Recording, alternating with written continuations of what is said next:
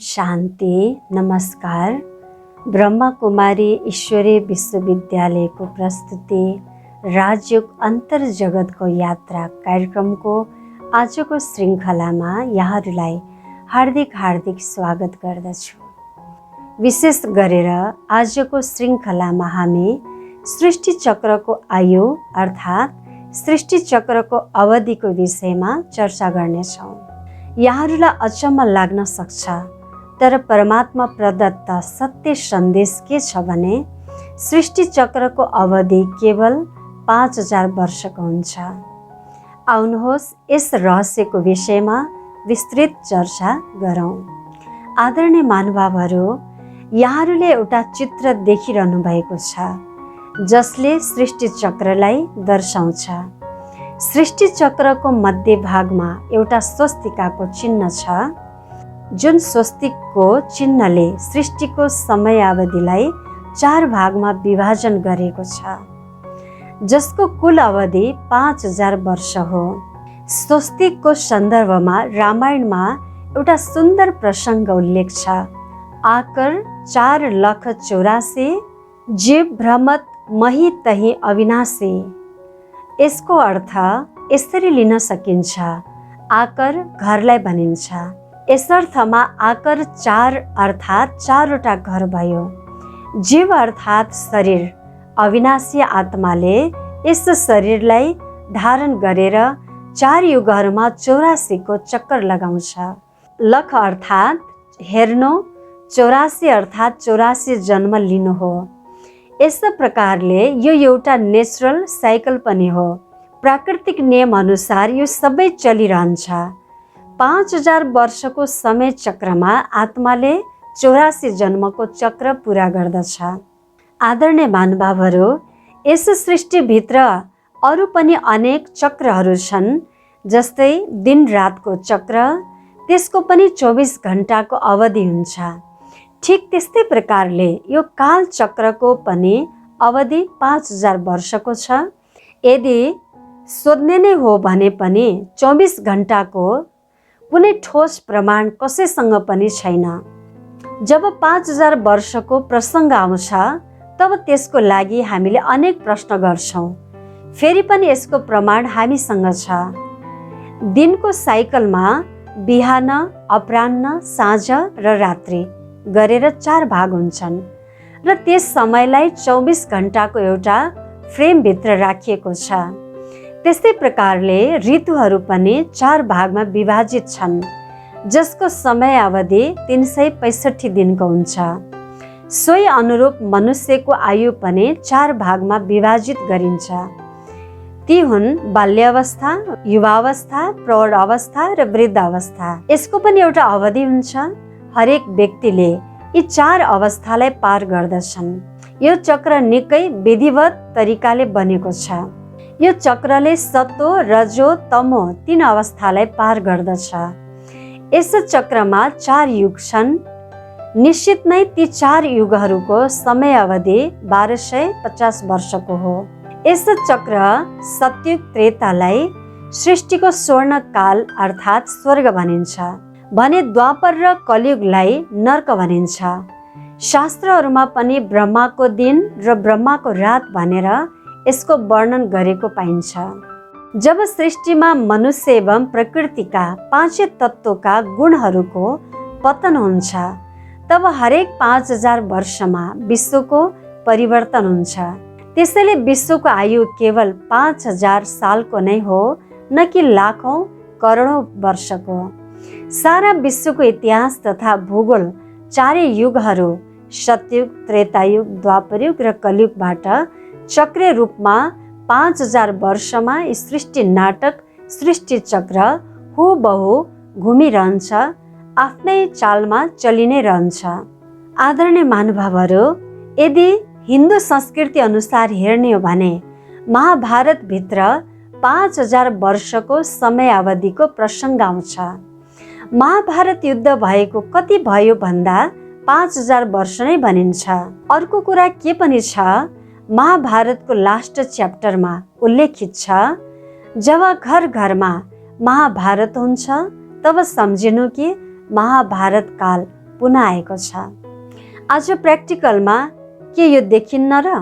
घर घरभित्र महाभारत चलिरहेको छ। परिवार परिवारमा दाजुभाइमा युद्ध चलिरहेको छ। यहाँहरूलाई के लाग्छ महाभारत चलिरहेको छैन त? आज समाजभित्र शकुनी जस्ता पात्रको कमी छैन, जसले घर घरमा आगो लगाइरहेका छन्, सम्बन्धमा टकरावको वातावरण सृजना गरिरहेका छन्।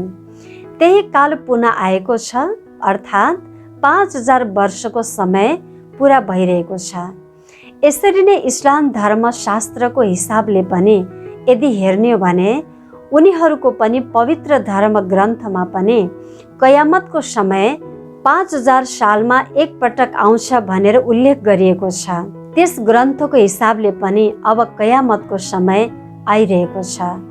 क्रिस्चियन धर्मशास्त्र अनुसार पनि क्राइस्ट आउनुभन्दा 3000 वर्ष पहिला देयर वाज हेभन अन अर्थ, अर्थात् संसारमा स्वर्ग थियो।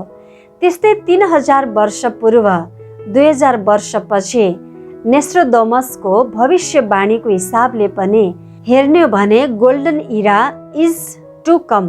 यसै हिसाबले ईसा पूर्व र पछि 3000 र 2000 गरेर 5000 वर्ष भयो। मायन क्यालेन्डरको हिसाबले हेर्दा उनीहरूको क्यालेन्डर पनि 5000 वर्षको नै देखाइन्छ। तब हरेक धर्मको हिसाबले 5000 वर्षको कुरा अवश्य आउँछ।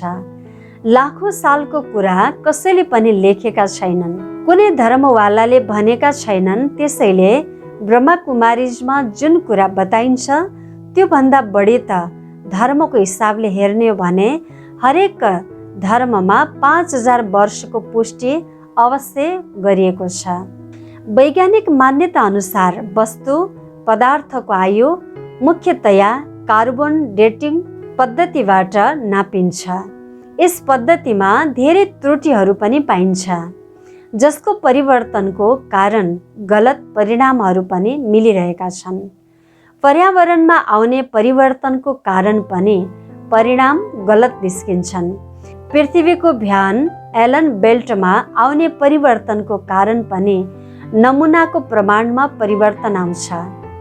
त्यस्तै प्रकारले युरेनियम थोरियम कार्बन डेटिङ पद्धतिको माध्यमबाट वस्तुको एउटै नमुनाको परिणाममा पनि अलग अलग आयु भएको पाइन्छ। यसरी कुनै पनि वस्तुको यथार्थ आयु आजको वैज्ञानिक उपकरण वा विधिबाट अट्कल गर्न सकिँदैन। त्यसैले कुनै पनि वस्तुको उपस्थिति लाखौं करोडौं वर्षको मान्नु ठोस प्रमाण रहित हुन जान्छ। यसै पनि सृष्टि चक्र त चक्रीय रूपमा निरन्तर घुमिरहन्छ। अनेकौं पटक चक्र दोहोरिने क्रममा त्यसको अवधि लाखौं वर्षको निस्किएको पनि हुन सक्छ। आध्यात्म प्रेमी महानुभावहरू, आध्यात्मिक ज्ञान बिना विज्ञान आफैमा सम्पूर्ण छैन, अधुरो छ। वैज्ञानिक व्याख्याको आधारमा मात्र प्राचीन सभ्यता र सत्यतालाई नकार्न मिल्दैन। दुवै पक्षलाई आत्मसात गर्दै सत्य प्रमाण निकाल्नु पर्छ। यस सृष्टिको सुरुवातमा सबै आत्माहरू आफ्नो स्वर्णिम इथर ऊर्जाको कारणले भरिपूर्ण परमधाम घरमा सम्पूर्ण रूपले शुद्ध स्वरूपमा रहन्छन्। तब परमधामको केन्द्रीय गुरुत्व बल शून्य रहन्छ। त्यस समय हामी आत्माहरू यस धरतीमा सम्पूर्ण सत्व प्रधान अवस्थामा रहन्छौँ। सारा विश्वमा श्री लक्ष्मी श्री नारायणको एक छत्र राज्य हुन्छ। यही अति उत्तम संस्कृतिलाई नै केही व्यक्तिहरूले एटलान्टिस एवं मारिया नामबाट खोजिरहेका छन् र प्राचीन सभ्यता जस्तै मायन र इजिप्ट आदिमा यी कुराहरू लेखिएका छन्। समयको लागि एउटा सिद्धान्त छ, समय चक्रीय रूपमा चल्छ र नयाँबाट पुरानो हुँदै जान्छ। जब संसारको हरेक वस्तु तमो प्रधान अवस्थामा पुग्छन् तब संसारको आमूल परिवर्तनको लागि उच्च शक्तिको आवश्यकता पर्दछ। जब धरतीमा अधर्मको साम्राज्य आउँछ तब सृष्टि परिवर्तनको लागि शिव परमात्मा यस धरतीमा आउनु पर्ने हुन्छ। जब संसारमा केवल पवित्र आत्माहरूको उपस्थिति हुन्छ तब चक्रको सुरुवात हुन्छ। त्यस्तै जब संसारमा केवल तमोगुणी, विकारी, भ्रष्टाचारी, पतित आत्माहरूको उपस्थित हुन्छ त्यही अनुरूप चक्रको अन्त्यको समय हुन्छ। एक चक्रको अन्त्य हुनु भनेको हरेक 5000 वर्षमा हो। यसरी चाहे धार्मिक हिसाबबाट, चाहे आध्यात्मिक, चाहे वैज्ञानिक हिसाबबाट यो कुरा स्पष्ट गर्न सकिन्छ कि सृष्टि चक्रको आयु केवल 5000 वर्षको मात्र हुन्छ। आदरणीय महानुभावहरू, सृष्टिको यस 5000 वर्षको अवधिको रहस्य वर्तमान समय स्वयं निराकार शिव भगवान परमधामबाट आएर स्पष्ट पार्नु भएको छ। भगवान भन्नुहुन्छ, अब सृष्टि समाप्तिको संघारमा उभिएको छ, सृष्टि विनाशको मुखमा पुगिसकेको छ। 5000 वर्षको चक्रको पुनरावृत्ति भइरहेको छ। यस महापरिवर्तनको रहस्यलाई जानेर हामी सबै जीवात्माहरूले आध्यात्मिक पुरुषार्थ, वैश्विक सेवाद्वारा भविष्यमा आउने नयाँ समय, नयाँ संसारको लागि तयारी हुनु छ। अन्त्यमा अब केही समय राज्यको सुन्दर अभ्यास गर्नेछौँ। बाहिरका सबै आवाजहरूभन्दा पर स्वयंलाई शान्त, एकाग्र बनाउँदै जानुहोस्। स्वयंको ध्यान इन्द्रियहरूको प्रभावभन्दा पर लैजानुहोस्। म एक शान्त स्वरूप आत्मा हुँ। मबाट शान्तिका असंख्यौं प्रकम्पन चारैतिर फैलिरहेका छन्। आज मलाई यस सृष्टिको अद्भुत रहस्य बोध भइरहेको छ।